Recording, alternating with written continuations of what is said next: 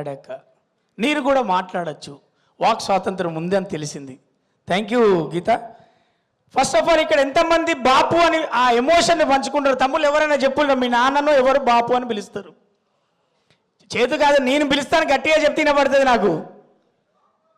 బాపు, తెలంగాణలో నాన్నను బాపు అంటాం. ఆ ఎమోషన్కి చాలా గొప్ప పదం ఉంటుంది. నాన్న అనేవాడు సంపాదించినా సంపాదించకపోయినా ఆ తండ్రి అనే స్థానం, నువ్వు ఎంత పెద్ద ఏజ్ అవ్వు, 60 ఏళ్ళోడు అవ్వు, నువ్వు 70 ఏళ్ళోడు అవ్వు, తండ్రి అనే స్థానం ఉన్నంత వరకు భూమి మీద నీకు ఒక అద్భుతమైన ధైర్యం, ఒక దేవుడి రూపం, ఒక మనిషి రూపంలో నాన్న అనేవాడు ఉంటాడు. ఆ నాన్న అనేవాడు స్థానం పోయాక ఫస్ట్ ఒంటరి అయ్యేది ఆ ఫీల్ ఉన్నటువంటి, నాకు నాన్న లేడు అన్నది. వాడి దగ్గర డబ్బు ఉండొచ్చు, కుటుంబం ఉండొచ్చు, ఒక బలగం ఉండొచ్చు, కానీ బాపు అనే స్థానం లేని వాళ్ళు ఆ స్థానం గురించి చెప్పాలంటే వాళ్ళు లేని వాళ్ళు చెప్పగలుగుతారు. అందుకే బాపు అనే స్థానానికి భగవంతునితో సమానంగా పూజించాలి, భగవంతుతో సమానంగా చూడాలన్నదే తెలంగాణలో అందరూ కూడా. మేము ఎంత ఎమోషనల్ ఉంటామంటే పక్కింటి పెద్ద ఆయనను కూడా బాపు నమస్తేనే అంటాం.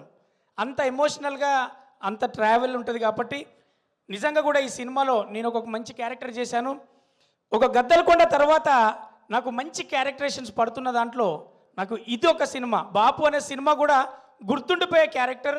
ఎందుకంటే దయ చూసిన కోణం, డైరెక్టర్ గారు థ్యాంక్ యూ, ఎక్కడున్నారో మీరు చాలా మంచి క్యారెక్టర్ డిజైన్ చేసిళ్ళు. నేను వెయిట్ చేస్తున్న ప్రేక్షకులతో పాటు చూడడానికి. అంతేకాకుండా డబ్బింగ్ చెప్పేటప్పుడు కొన్ని సీన్లను నేను చూసిన.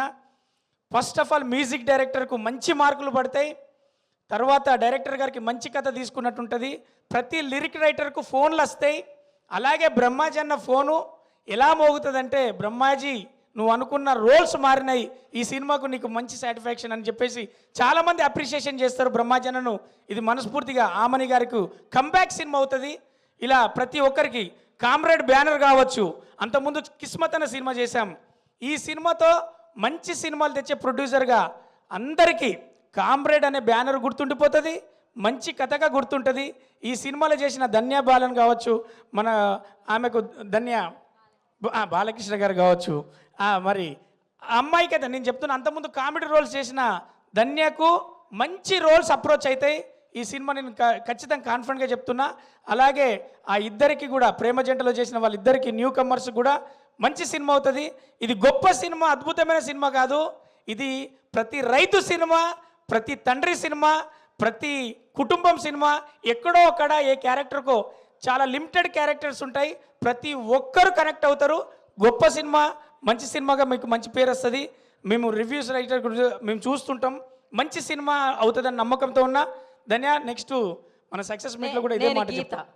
సారీ గీత, ఎందుకంటే ధన్య క్యారెక్టర్ ఆమె బబ్లీగా మంచిగా గ్లామర్గా కనబడుతుంది కదా. చాలు గీత, నేను మర్చిపోను. Thank you so much. All the best producer గారు, డైరెక్టర్ గారు, లిరిక్ రైటర్స్. ముఖ్యంగా అన్న మీ పేరు ఆళ్ళరాజు. నువ్వు అందరికీ దగ్గరైన రాజు అవుతావు. మంచి పాట రాసినావు, నేను విన్నా. నెక్స్ట్ రిలీజ్ అయ్యే పాట కూడా అందరికీ మంచి సాంగ్స్ నాకు దయాన్న పర్సనల్గా వినిపించారు. ఆల్బమ్ నుంచి కథ దాకా, మరి ప్రొడ్యూసర్ నుంచి ప్రతి క్యారెక్టర్ దాకా అందరికీ మంచి సినిమా అవుతుంది. బాపు.